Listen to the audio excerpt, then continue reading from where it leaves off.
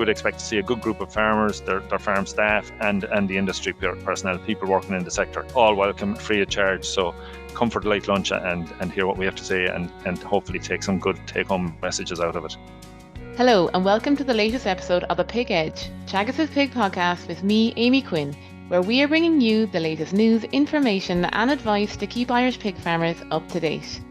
The annual Teagasc Pig Farmers Conference will be taking place on the 17th and 18th of October in Hotel Kilmore in Cavan on the 17th and in Horse and Jockey in Tipperary on the 18th, where you will get the chance to hear the wide-ranging technical programme that we have put together for you this year, from our guest speakers as well as a number of our pig development department staff. Additionally, it's a great opportunity to catch up with fellow pig producers and the familiar faces in the pig development department.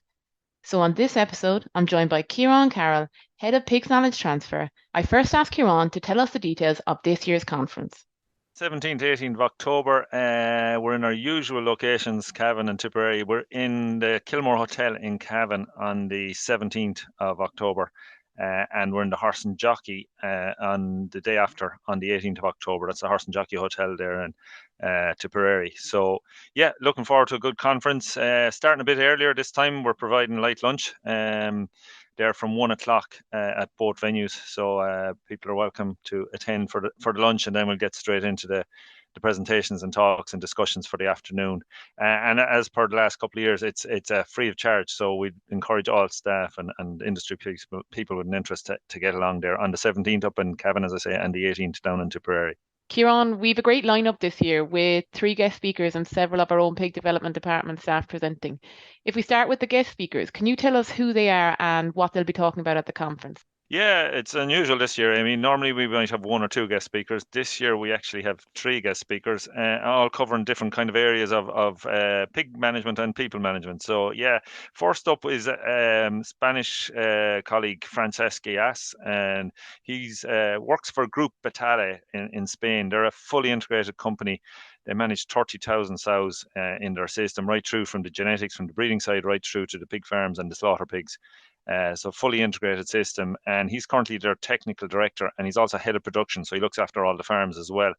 And he's going to talk to us about measuring to minimize increasing costs, and he's going to go through things that they're focusing on their farms and see what the current challenges are and how they're dealing with it. So 2 of the main areas he's going to address in the conference are feeding for finishers, looking at, the quality control of feed, the homogeneity of the ingredients that are being used, and the management of feeding beyond just formulating a diet. So he's going to look at that whole area.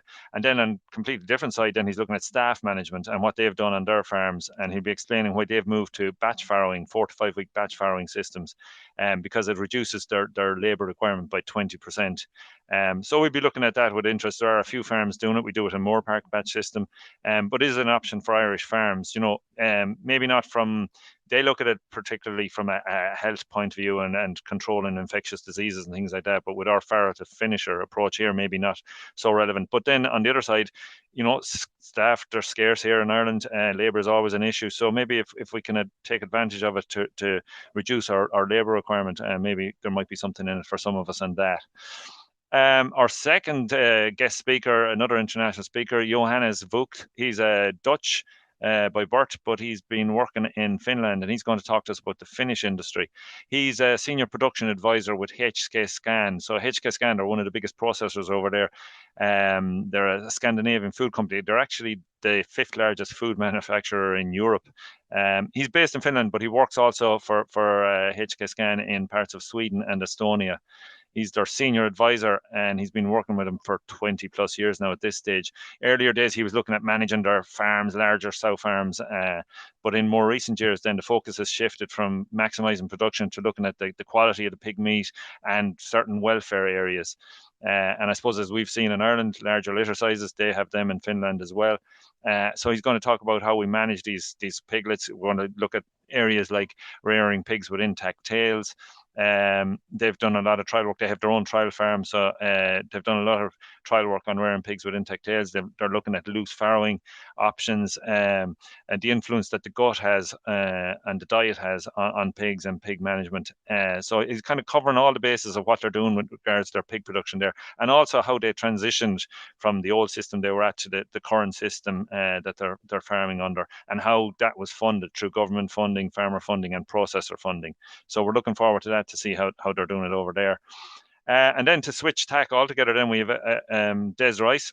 Des heads a company called Creating Collaborative Organizations. He actually began his career as a vet, but he went off then and studied psychotherapy, and he's now a psychotherapist, and he works as a business coach, and he provides coaching and mentoring services to community groups, businesses, etc. So we're going to take advantage of him. Some of our colleagues in the pig department have seen him at a conference and recommended him. And look, we're all upset by different things that go on in our lives. Businesses with the pig sector have been through hell there for 20 months there, back 21 too, and into early parts of 23 maybe. And it wasn't easy to get through it, and it does pose a mental health challenge, and we've addressed mental health issues on the podcast here before. So it's just kind of a follow-up on that, I suppose. And Des highlights tools that are available, how we can manage stress, stay calm in spite of difficult circumstances, and try to lead a more enjoyable life. And he's going to discuss these tools with us and work us through the tools by all accounts. So we'll be out of the chairs and seeing how they work and why they work and why we must practice them to make them work. So yeah, that should be an interesting paper. Ciarán, can you take us through some of the other talks on the day? Yeah, so we've talks then from our own pig department colleagues. We've 4 papers. The first one will be from Aisling Holmes and Ciarán Keane. Aisling is technician on the farm, and Ciarán is the technician running the mill for us and also working on the farm. And they're going to look at a paper called Moore Park Weighing In on Farrowing Room Feeding. So the 2 lads are going to present and look at practices for farrowing house management, what they're doing in Moore Park. And again, I mentioned already the larger litters, how they're managed in Moore Park, what they're doing. The main focus of their talk is going to be around sow feeding in the farrowing house and creep feeding within the farrowing house. And I suppose the take-home messages will be looking at, how are your sows eating? Could they be eating more? If so, how can you achieve that? And the creep diets, what sort of spec are we using? Do we know what the diet spec is? And how are we managing that feeding of creep feed to piglets in the farrowing room?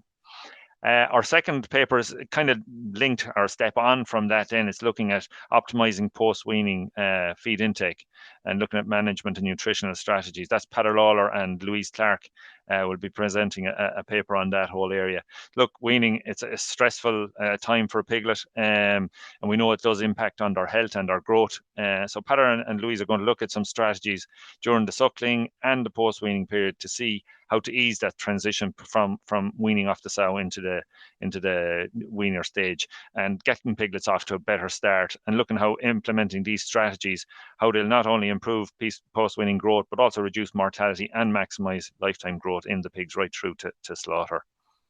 Another paper then is from a project that Keelan O'Driscoll and Laura Boyle led in Moore Park, and it's looking at elevating gestating sow welfare, and it's a win-win for the sow and for piglet performance. So we know that we've been housing sows during pregnancy with group housing systems for a number of years, but there are challenges there in managing sows in those, and they can create stress from time to time. And we see, increases in sow mortality. We see lameness issues happening with younger animals. I suppose a key thing is the higher replacement rate of young sows in our herds.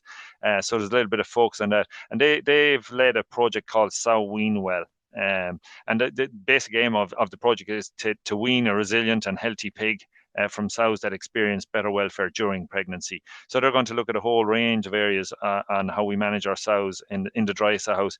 They'll look at environmental enrichment. They'll look at mixing strategies.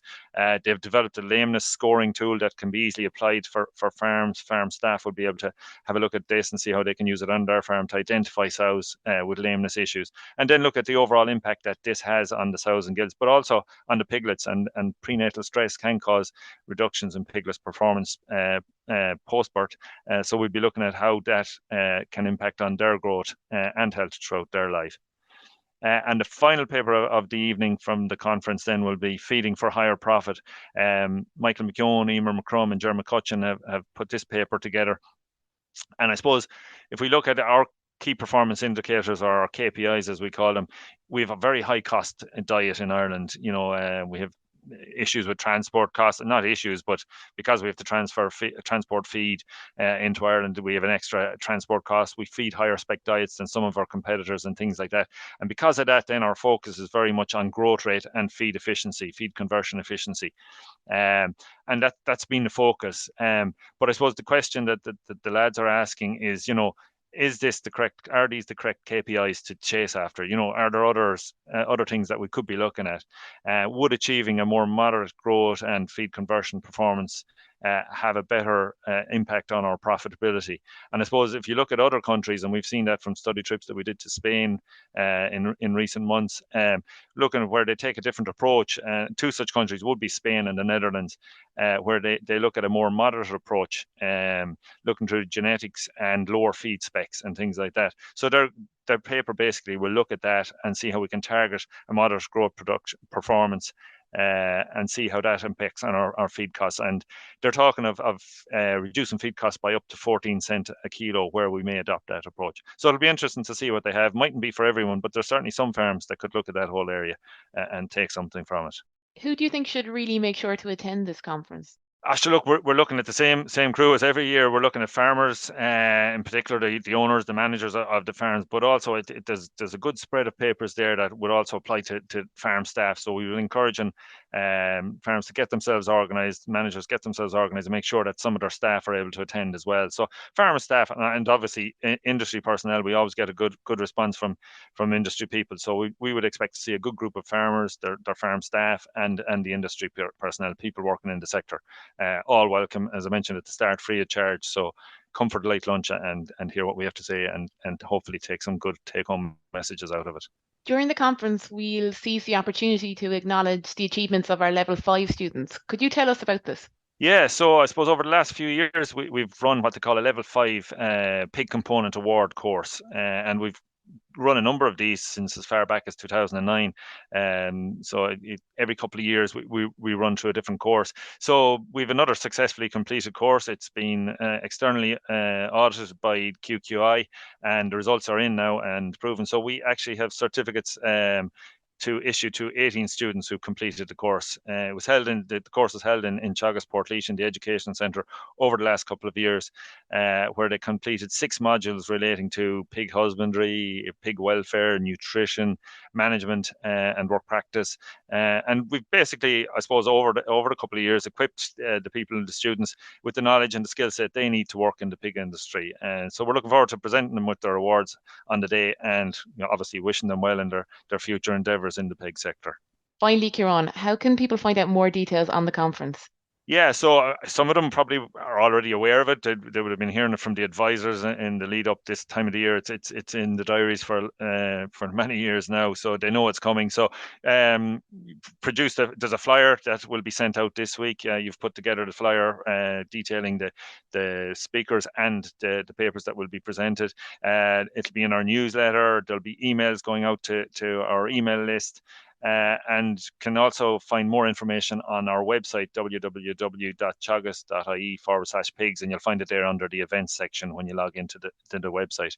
And I suppose if I'm not putting you there, Amy, you have enough going on with what you're doing, preparing for the conference, but they can also contact you directly on your email address, amy.quinn@teagasc.ie.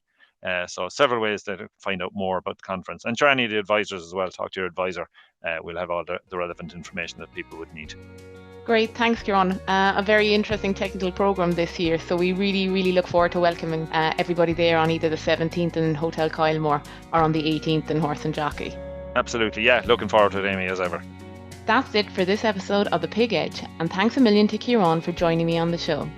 Don't forget to listen and follow on Apple, Spotify, or wherever you get your podcast from so you never miss an episode. And for more information from the Pig Development Department, go to teagasc.ie/pigs and follow us on Twitter @teagascpigs. I'm Amy Quinn. Thanks for listening.